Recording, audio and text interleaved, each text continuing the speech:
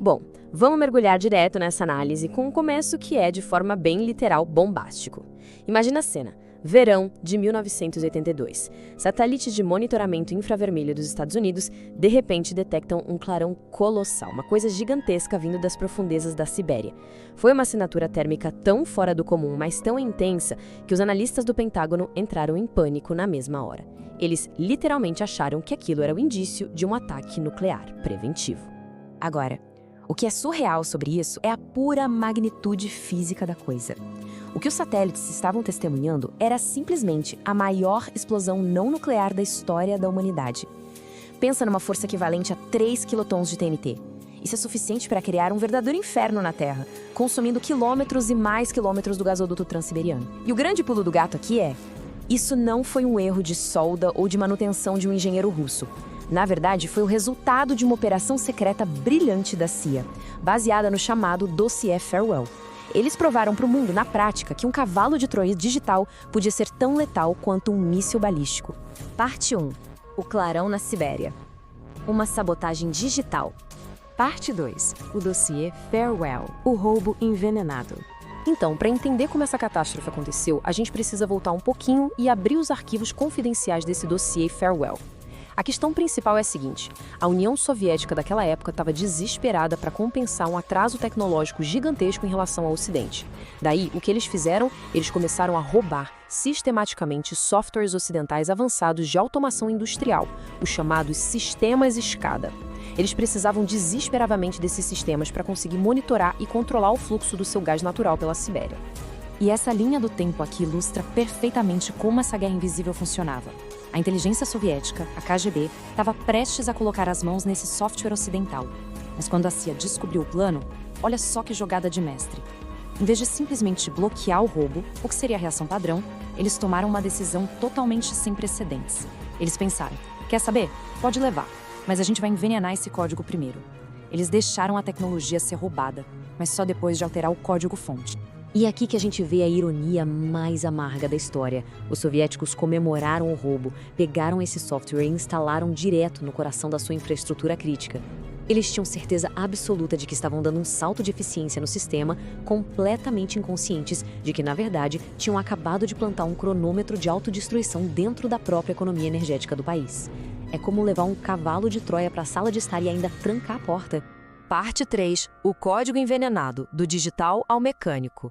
Agora, bate aquela dúvida, né? Como é que um monte de código binário, invisível e silencioso, consegue manipular as leis da termodinâmica e rasgar aço maciço? A resposta está num conceito chamado bomba lógica.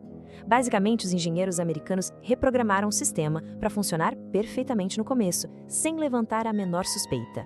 Mas depois de atingir um número bem específico de horas de operação contínua, BUM! Uma condição escondida era acionada para gerar comandos de estresse mecânico extremo na estrutura. Olha como foi a execução impecável no dia do incidente.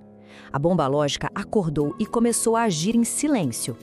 Primeiro, ela enviou comandos para maximizar as cargas de pressão das bombas ao limite absoluto.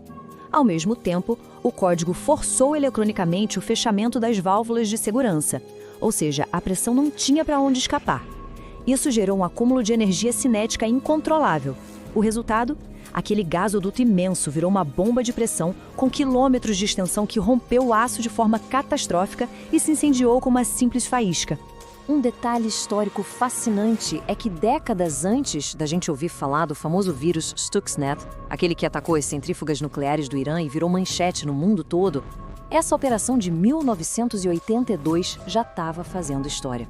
Foi, de fato, o primeiro exemplo real e documentado de como usar linhas de código de computador para causar uma destruição física em grande escala. Foi, digamos assim, o Stuxnet original. Parte 4. O Marco Zero cibernético. A guerra invisível. O impacto desse evento mudou as regras do jogo e validou uma doutrina de guerra totalmente nova para o governo americano. E o contraste entre as duas versões oficiais da época é, no mínimo, curioso. Do lado esquerdo, a gente tem o Kremlin totalmente atônito, que nunca assumiu a falha. Eles preferiram inventar uma desculpa esfarrapada, culpando o clima rigoroso da Sibéria e uma suposta má manutenção.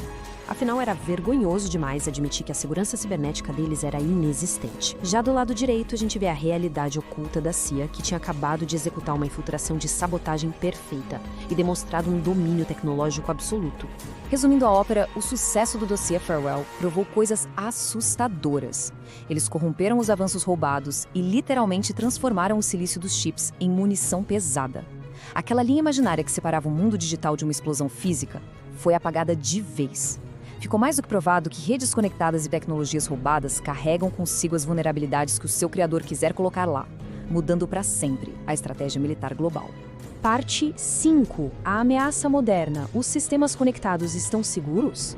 E para fechar nossa análise, vamos trazer esse marco zero cibernético de 1982 para os dias de hoje. Pensa nas válvulas de distribuição de água, nas redes de energia elétrica, nos sistemas de transporte da sua cidade. Está tudo incrivelmente conectado, tudo altamente automatizado. O que nos leva àquela pergunta de $1 milhão. Será que a infraestrutura vital que sustenta a nossa sociedade hoje é realmente segura? Ou será que já existem bombas lógicas silenciosas por aí, apenas na contagem regressiva? Essa operação secreta da CIA na Sibéria deixa um alerta muito claro de que a maior ameaça e o perigo mais letal podem vir justamente daquele software que a gente instala voluntariamente. Fica aí essa reflexão pesada para a gente pensar. Muito obrigado por acompanhar essa análise de hoje e até a próxima!